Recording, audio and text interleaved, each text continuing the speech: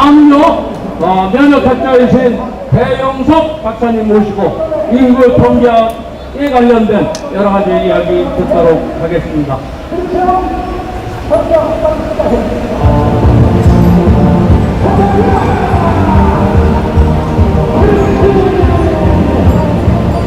네, 박사 배영석입니다. 오랜만에 뵙겠습니다.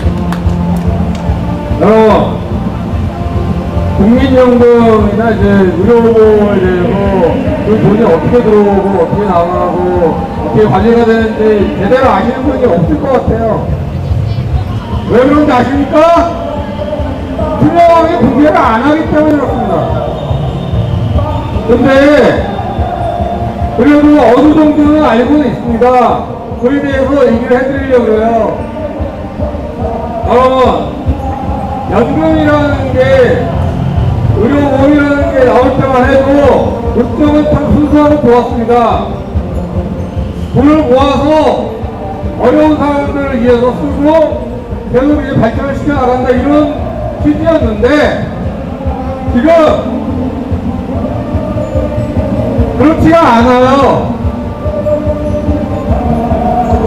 그 이유 중에 하나가 처음에 계산했던 것보다 인간의 수명이 20년 이상 늘어났고요. 그리고 다양한 병들이 생기고 그러면서 환자가 많이 증가했습니다. 그러다 보니까 돈이 많이 나가겠죠? 근데 국민연금이 고갈이 된다고 얘기를 시작한 게 언제였는지 기억하시는 분 있으세요? 1990년대였습니다. 그럼 지금 거의 30년 가까이 지났죠? 그럼 지금 돈이 제대로 있겠습니까? 근데 그거에 대해서 제대로 얘기를 안 합니다. 이번에 국민연금 개혁한다고 그래가지고 젊은 사람들이 왜 그렇게 반대하는지 아세요? 돈을 더 내고 나중에 더 주게 됩니다. 근데 그 얘기 잘 생각해보세요. 지금 돈이 없다는 얘기예요. 여러분, 국민연금을 개혁하는 방법 중에 하나가 좀 무서운 얘기처럼 할 수 있는데 연금 받는 분들이 사라지면 됩니다. 근데 여러분, 최근에 5년 동안에 감염병으로 인해서 사람들이 많이 죽었는데 선진국인 거 아세요? 무려 선진국들이 많이 죽었습니다. 미국이 제일 많이 죽었고요.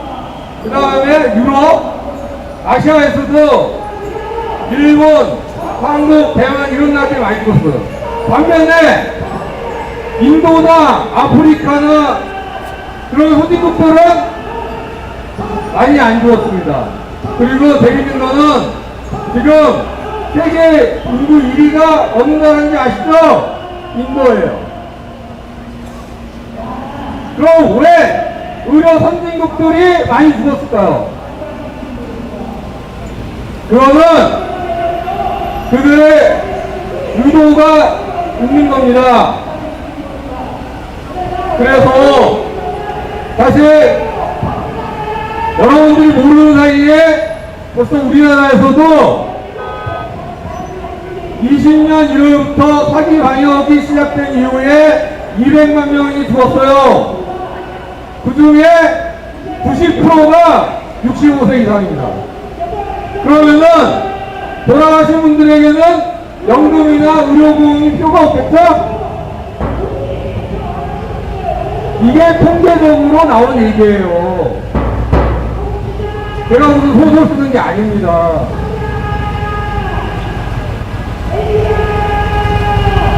여러분, 의료 선진국들도 대부분 지금 연금이 고갈이 됐습니다. 그걸 제대로 공개하는 나라가 없어요. 지금 세계 경제가 왜 이렇게 휘청거리느냐? 그러한 이유가 있는 겁니다.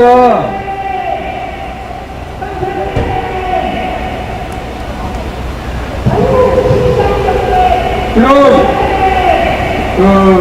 2019년에 사기 방역을 하기 전에 우리나라 인구가 2185만 명이었어요. 근데 지금 이번 4월 말에 대한민국 주민등록 인구가 얼마냐? 2117만입니다. 인구 감소가 67만 명 이상이 됐어요. 거기에다가 그동안에 태어난 사람이 한 130만 명이 넘어요. 그러면은 결과적으로 200만 명 이상이 죽었다는 얘기가 되는 겁니다. 6.25 때 양북한 다 합쳐서 죽은 사람보다 더 많이 죽었는데 여러분 아세요?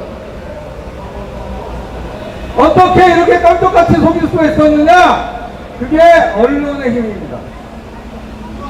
언론이 지난 5년 동안 인구 감소 얘기할 때마다 무슨 얘기를 했죠? 저출산 얘기했죠? 근데 작년부터는 인구가요, 저출산이 아니에요. 출산이 늘었다고 합니다. 14년부터.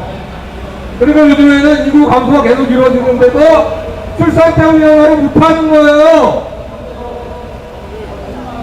네, 오늘 여기까지 하겠습니다. 여러분, 감사합니다.